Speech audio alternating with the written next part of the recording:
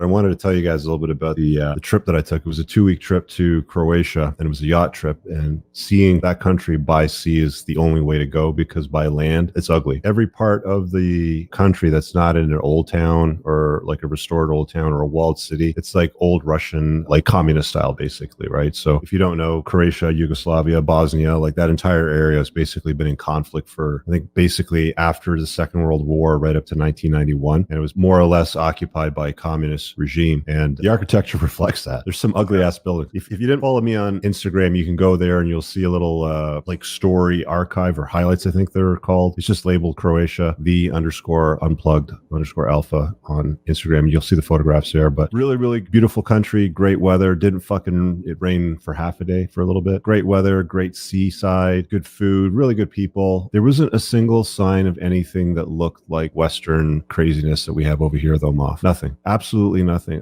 It was like on the last day when I was driving back to the airport, and I was sitting there thinking, I'm like, you know what? I've been here for 2 weeks and I haven't seen a single rainbow. I haven't seen anything offside, anything that looks out of the ordinary that I'm used to back home. That doesn't exist over there. So that was really interesting. It was different. Let's just say that. Worth checking out as far as the country goes, for sure. Yeah, I mean, it's interesting to think about why that is. I mean, I don't know which country it was. I want to say it was Poland, maybe recently made a statement. They were just like, call us bigots, call us white phobes, call us. We don't care. We're going to take care of our own, and you guys keep the F out. Like we're going to take care of our own people. So I don't know exactly what it is. I don't know if it's just why the West seems the first place to go woke and the dominoes fall. You know, it's a shame to see what we've become as a country, and even in the Western Hemisphere and Northern Hemisphere. So it was just, it was just cool being somewhere where it's like everybody's Croatian. Like all the women are Croatian. They're all tall and hot. All the men are men. You know, they look like men. There's no confusion. You don't look at them and be like, I don't know if that's a guy or not.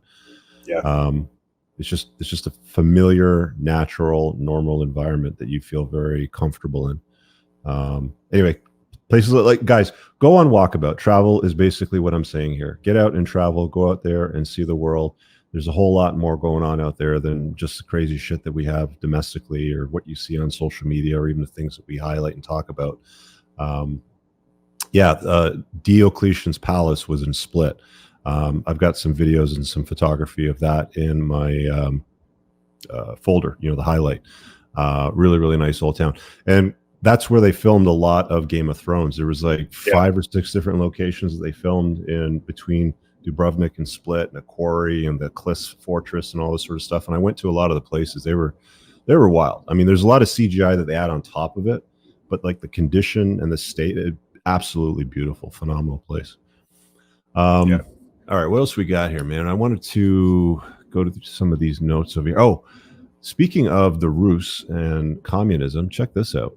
This is a interesting announcement from Russia today. I don't know if you heard about this, but Putin apparently, I mean, Alex Jones just sort of summarized it here, but Putin dropped a bombshell decree inviting people from across the globe who are fed up with globalist neoliberal nightmare to seek sanctuary in traditional Russia. The new decree blows the lid off the establishment agenda, letting freedom-loving folks bypass the usual bureaucratic nonsense like language tests or history exams. If you're ready to reject the insane policies of your home country that push the destructive, anti-human, neoliberal agendas, Russia is rolling out the red carpet. The Russian government is about to compile a list of countries poisoning the minds of these twisted ideals, and the foreign ministry is gearing up to issue visas to true patriots as soon as September. It's time to stand up for your spiritual morals. Anyway, so there's a press release apparently from from Moscow, and this is a real deal. It's been shown all over social media, and to be honest with you, I would be genuinely interested in it if it wasn't so fucking cold there. Yeah, if it wasn't Russia. I mean, it's probably colder than Canada in the wintertime, so it's not like I'm trading up for anything. Like, I have a list of things that matter to me when I decide to leave Canada or spend less time here, and nicer weather is certainly one of them.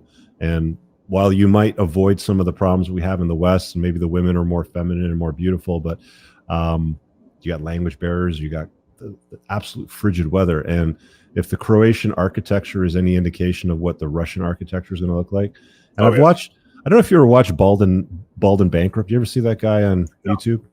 He's actually pretty good. Somebody brought him to my attention a couple years ago because they're like, Rich, you look like Ben from Bald and Bankrupt. And I was like, who's this Bald and Bankrupt guy? And I looked it up on YouTube, and he kind of looks like me. He doesn't wear glasses, but he was traveling throughout Russia most of the time. And I started watching a lot of his videos. And Russia, for the most part, it's ugly. Unless you get to like the nice old architectural type of cities, it looks very similar to like the ugly architecture of Croatia. So it's not super appealing to me, but for some of you guys out there, hey, check it out. Russia might be. I mean, the Cold War wasn't that long ago, right? So, I mean, we're only talking 30, 40 years. So I'm sure we're still in a Cold War. Yeah. I mean, it maybe, went away for a bit or went quiet for a bit, but we're in a Cold War still right now. Like there's NATO exercises happening between China and Taiwan right now, where German naval ships are passing, and they're not supposed to do this because China's laid claim to the water between China and Taiwan. But German naval ships are now doing exercises to test China to see what they're going to do. We're in a Cold War right now. It's just not as, escalated as what it was back in the 70s and 80s when I was a kid. I remember being in like very, very early, like kindergarten, where they still had posters up on the wall, like if there's a nuclear attack, you got to hide under your desk and shit. Like that's going to protect you. Yeah, duck and cover or whatever it was. Yeah, duck and cover under your desk. I mean, yeah. As a small child, like that was just like, okay, whatever. That's just part of the world. But now you've got Putin extending invitations to people that are fed up with the globalist neoliberal nightmare, as Alex Jones puts it. Very, very interesting stuff, man. Here's what our friend Kizza has to say. There we go. Go ahead.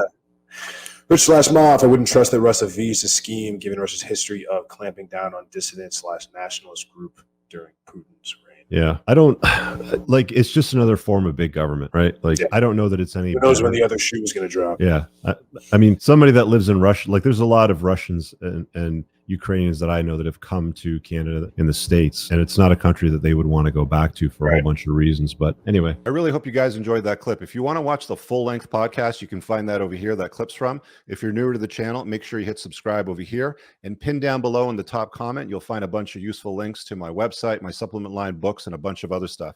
Have an amazing day. Peace out.